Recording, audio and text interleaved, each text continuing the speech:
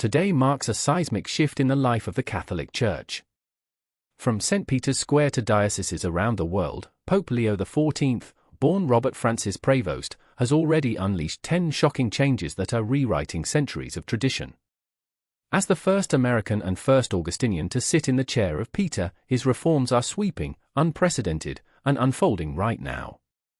Stay with us as we unpack each turn in this historic papacy, in a journey that's urgent, reverent, and deeply rooted in faith. Imagine this: for nearly 2 millennia, the Bishop of Rome has been drawn mostly from Italy, Spain, France, a few other European nations, until May 8, 2025, when white smoke over the Sistine Chapel announced Robert Francis Prevost, a son of Chicago and missionary in Peru, had been elected Pope Leo XIV, the first ever American-born, the first with U.S. citizenship, and the first Augustinian to ascend to the papacy. Who is he? Born September 14, 1955, in Chicago to a culturally rich family, his father of French-Italian descent, mother of Spanish Creole roots. Raised in Chicagoland, attended Augustinian Minor Seminary, studied mathematics at Villanova, then theology in Rome, deeply rooted in Augustinian spirituality. Took solemn vows in 1981, ordained priest in 1982, later earned dual citizenship, U.S., by birth, and Peru, naturalized 2015, after decades of missionary work. What makes it historic? First American-born pope in 2,000 years, and the very first from the United States and North America. First with dual U.S. Peruvian citizenship, reflecting his deep pastoral ties to both countries. First ever Augustinian pontiff, is the first from the Order of St. Augustine, a 13th century mendicant order rooted in the teachings of St. Augustine of Hippo. This breaks centuries of precedent. After Pope Francis, the first Jesuit pope, Leo XIV follows as the first from another major religious order. Why it matters? Representation on a global stage, his election shatters assumptions of papal nationality, highlighting the geographic shift of the Church's center from Europe to the Americas. A bridge between cultures, as an American of European descent, missionary in Latin America, and leader in Rome, he embodies a truly global Catholic identity. Renewed legacy of spiritual orders, his Augustinian heritage brings contemplative, truth-seeking, communal values into the heart of the Church's leadership, signaling a potential resurgence in valuing religious orders in Vatican governance. 2. Radical shift in episcopal selection. Up until recently, the selection of bishops, the shepherds of the global Church, was an almost entirely male, closed process. But under Cardinal Prevost's leadership as prefect of the dicastery for bishops, history shifted. He helped champion Pope Francis's groundbreaking move to introduce 3 women as full voting members in what was once an all-clerical conclave. And now, as Pope Leo XIV, he's taking that precedent and magnifying its reach with papal authority. In July 2022, Pope Francis took an unprecedented step, appointing Sister Raffaella Petrini, Sister Yvonne Riungote, and Dr. Maria Lea Zervino as full dicastery members, marking the first time women could vote on episcopal nominations. As prefect, Cardinal Prevost publicly endorsed this change, stating in 2024 that their voices contribute significantly to the process of discernment, bringing enriched perspectives to episcopal selection. Vatican insiders describe his tenure as transformative, a revolutionary reform in how bishops are chosen, one that continues to resonate under Pope Leo XIV. Why it matters? 1. Breaking the clerical monolith. For centuries, only cardinals and bishops had a vote. Now, women, both religious and lay, sit at the table, pluralizing voices in decisions that affect dioceses worldwide. 2. A guard against clericalism, as Prevost explained, including women helps guard against clericalism, promoting bishops who serve, teach, and embody humility and not just those fluent with doctrine. 3. A papal seal of reform. By choosing Leo XIV as pope, the cardinals not only affirmed Francis's direction but empowered Prevost to embed this inclusive practice as a lasting papal legacy. Think about it, in a single stroke, the papacy has redefined who chooses the Church's shepherds. Women, long sidelined. Now look over the candidates, ensure pastoral readiness and rootedness in local communities, and hold greater influence in shaping tomorrow's episcopate. As Pope Leo XIV, Prevost doesn't just continue this trend, he canonizes it. The ripple effect? A more listening church, walking synodally, and a governance pierced by the voices of all its faithful, clerical and lay, male and female. If he sustains this, we'll look back on this moment as the turning point where episcopal leadership became truly representative. 3. Deepening synodality across the Church. For centuries, the Church spoke to its people. Under Pope Francis, it began to listen together. Now, as Pope Leo XIV, Robert Prevost is pushing that transformative journey even further. He's no mere inheritor, he's a leader who has supercharged the Church's synodal engine, propelling discernment and deeper communion to the heart of Vatican decision-making. Who he is and his synodal vision. Cardinal Prevost, as prefect of the dicastery for bishops, was widely recognized as a vocal proponent of synodality, embracing Pope Francis's vision to reshape church governance around dialogue and inclusion. During the 2023-24 Synod on Synodality, he emphasized the foundational pillars of communion, participation, dialogue, and discernment, not as bottlenecks, but as the path to genuine spiritual renewal. According to Vatican insiders, Prevost brought Augustinian values, unity of mind and heart, listening to the Spirit, into global synodal assemblies, helping shape their processes and outputs.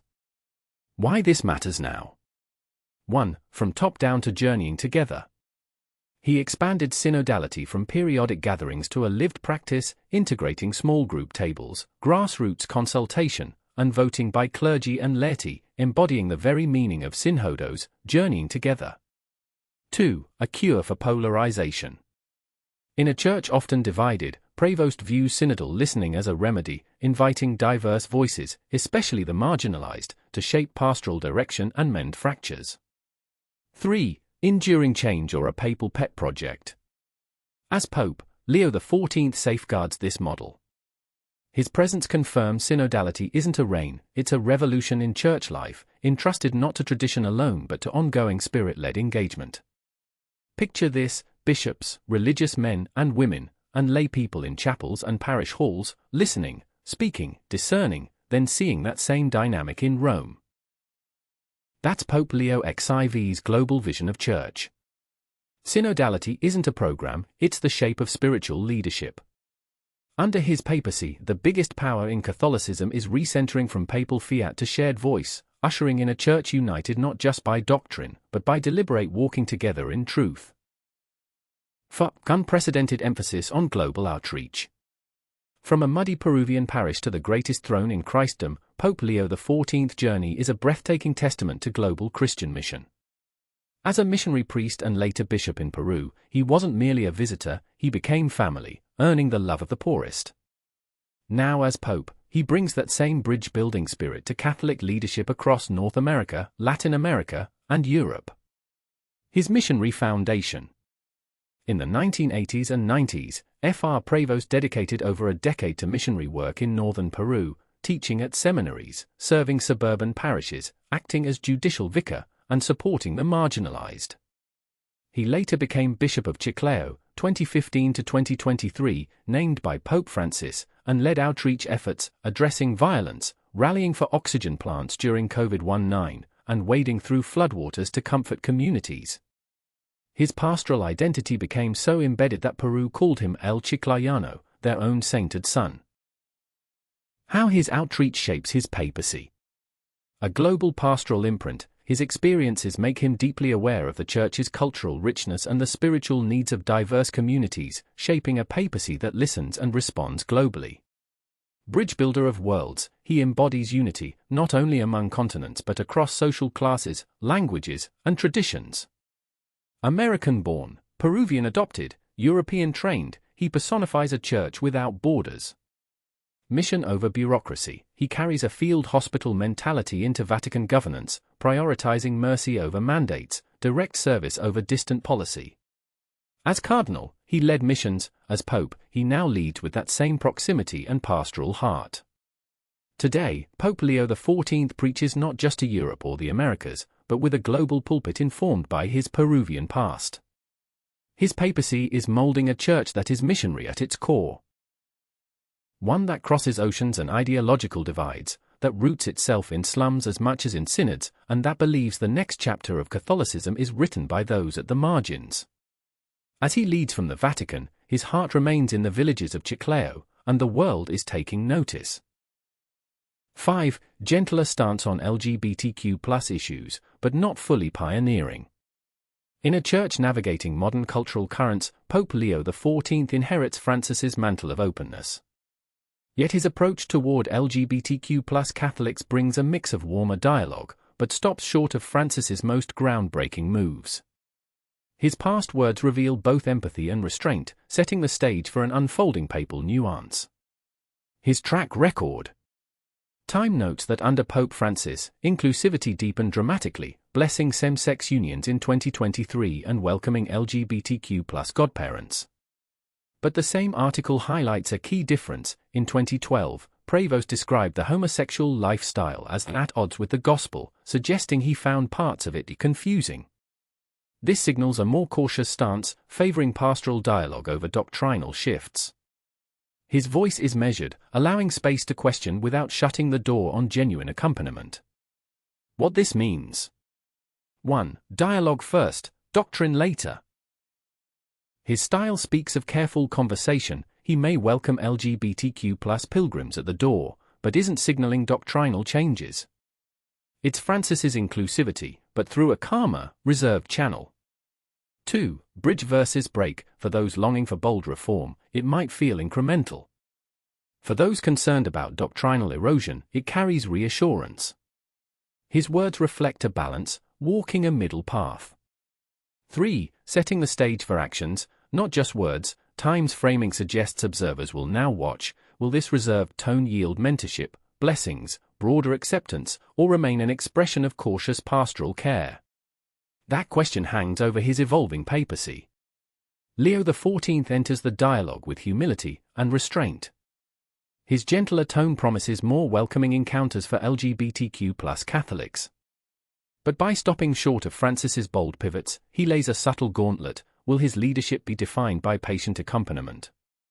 Or will this caution crystallize into limitation? The unfolding months, and the faithful's response, will tell the next chapter. 6. Firm defense of migrants and refugees. In a world fraught with borders and divisions, Pope Leo XIV steps forward with a bold moral compass, echoing Francis's torch for migrants and refugees. But he goes further, resharing critiques, confronting policy, and grounding compassion in action. Social media highlights his consistent criticism of anti-immigrant policies. He reposted critical articles against harsh deportation measures by J.D. Vance and Trump administration figures. Reuters reports Leo XIV's first address to diplomats underscored that the dignity of migrants must be respected, signaling alignment and potential clash with restrictive immigration policies. His brother has said Prevost is not happy with what's going on with immigration and won't stay quiet if injustice arises. Why it matters. 1. Rooted in pastoral experience, working as bishop in Peru, he personally witnessed the struggles of over 1.5 million Venezuelan refugees, mobilizing diocesan aid and care. 2. Carrying Francis's legacy forward, like Pope Francis, he elevates migrants from statistics to children of God, stressing that their dignity is non-negotiable and urging global leaders to abandon rhetoric that stokes fear. 3. From words to action, institutions like Clinic, advocating for immigrants' legal rights, hailed his election as a particularly meaningful and expect him to center migrants in church advocacy work. Pope Leo XIV isn't just continuing the conversation, he's intensifying it. Through speech, solidarity, and policymaking, he confronts the moral failure of exclusion. He has rewritten the Vatican stance: migrants aren't political pawns, they're gospel messengers. In the months ahead, watch how his papacy shapes migration debates, not around fear, but around faith, dignity, and global empathy. 7. New tone on reproductive and bioethical questions.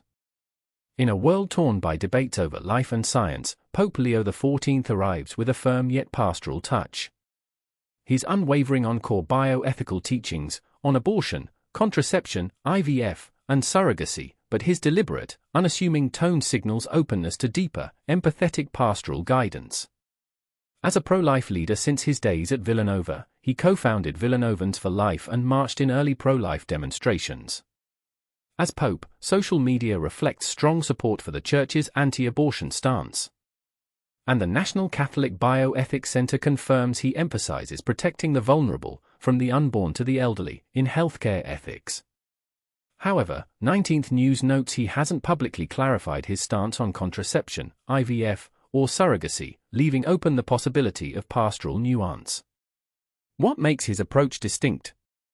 1. Traditional foundation. He upholds long-standing church teachings that oppose abortion, contraception, IVF, and surrogacy, a moral anchor, consistent with John Paul II and Benedict XVI. 2. Pastoral reframing. His quiet, low-profile communication style, focused on human dignity rather than moralizing doctrine, allows room for compassionate accompaniment, especially of those struggling with ethical gray areas. 3. A shift in tone. Not teaching, his voice isn't loud, but it's deliberate. Unlike louder critics, Leo XIV may choose to accompany individuals pastorally, offering understanding and guidance without changing the fundamental moral teachings. Pope Leo XIV stands firm in the Church's bioethical compass. Yet his trust in empathy, human dignity, and unspoken pastoral care suggests a new chapter, one where moral clarity meets pastoral tenderness. The real test? Whether this gentle tone nurtures healing and conscience, rather than closing the door on tough questions. Stay tuned. It's in the silence that transformation often begins. 8. Expanded role for women in church governance. In a church long shaped by male voices, a new chapter opens. From the very beginning of his papacy, Pope Leo XIV has signaled that women aren't just guests at the table, they're essential co-governors. He's affirmed that the vital role of women in decision-making must grow significantly, even while the door to ordination remains closed. As prefect of the dicastery for bishops, Cardinal Prevost led a groundbreaking reform under Francis, appointing 3 women as full voting members in the formerly all-male dicastery. Women who served under him describe him as a serene listener who didn't just include women, he respected and trusted their insights. Their expectation, now Pope, he'll continue expanding women's governance roles, even with limits in place.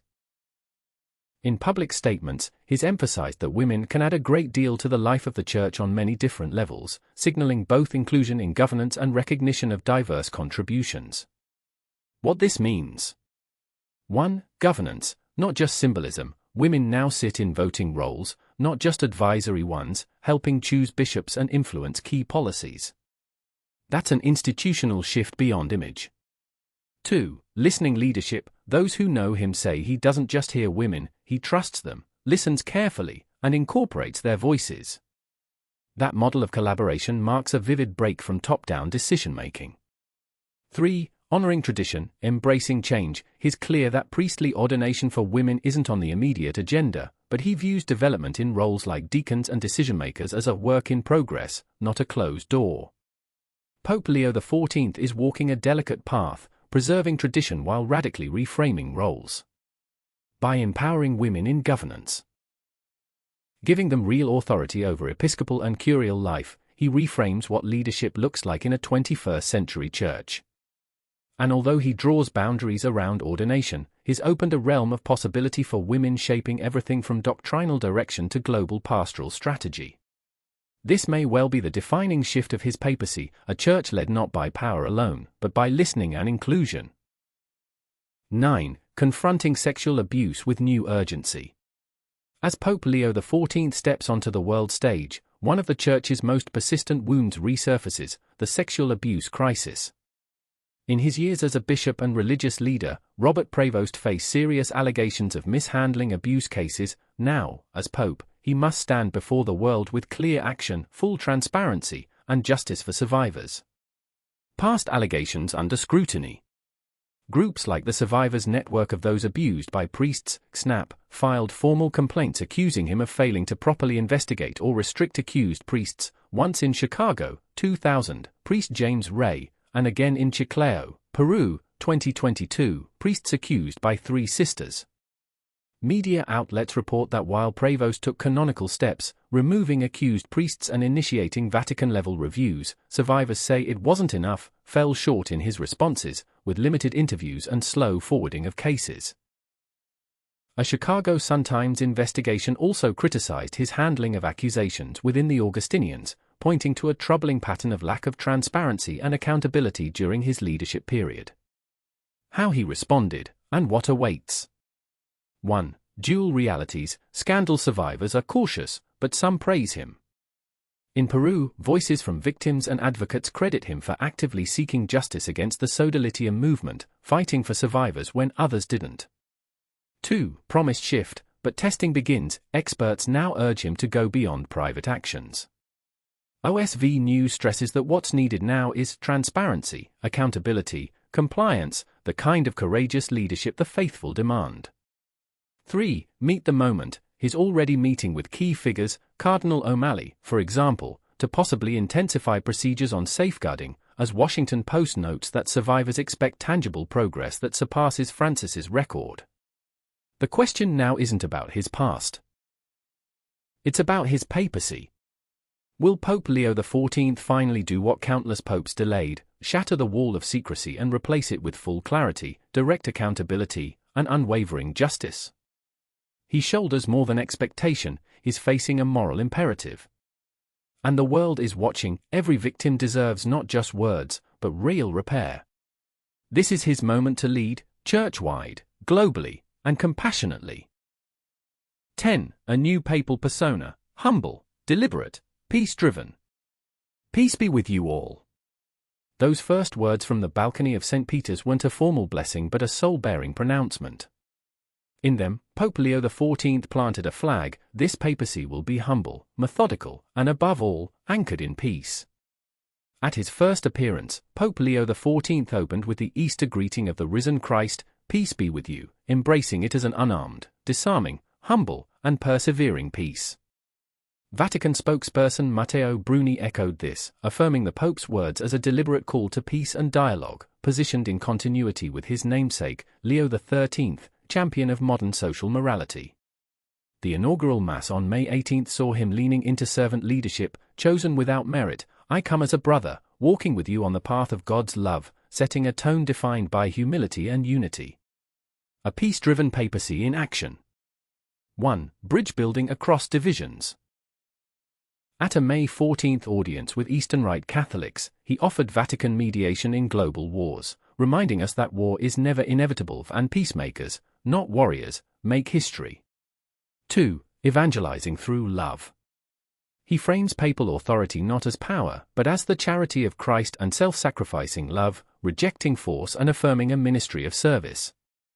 3. Small acts, big heart.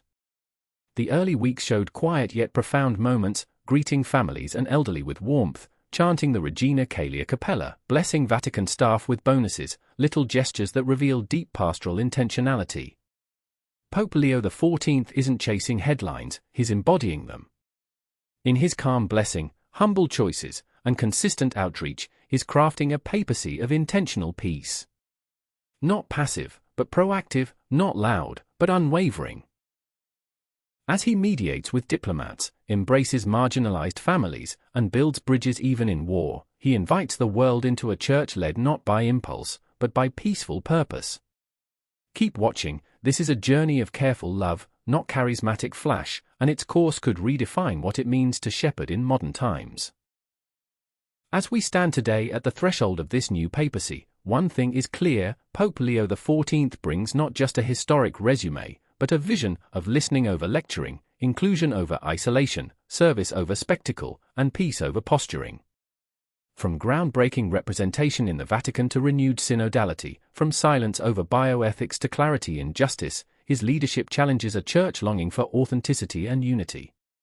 But above all, it reminds us, the church is not defined by its tower in Rome, but by each person who walks with Christ, priest or lay, bishop or believer. As his papacy unfolds, may we not just watch history, we become part of it. May our faith grow, our compassion deepen, and our voices join the sacred chorus of a church on the move. Thank you for sharing this journey. If this exploration moved you, subscribe, share with your faith community, and, above all, keep holding this papacy in prayer. Questions for reflection. What does Pope Leo XIV's election as the first American and Augustinian Pope say to you about the Church's identity and your place within it? Which of his 10 reforms speaks to your heart the most, and how might that shape your prayer, your witness, or your ministry? How can you personally carry forward his call for listening, inclusion, and peace in your parish, your home, or your community?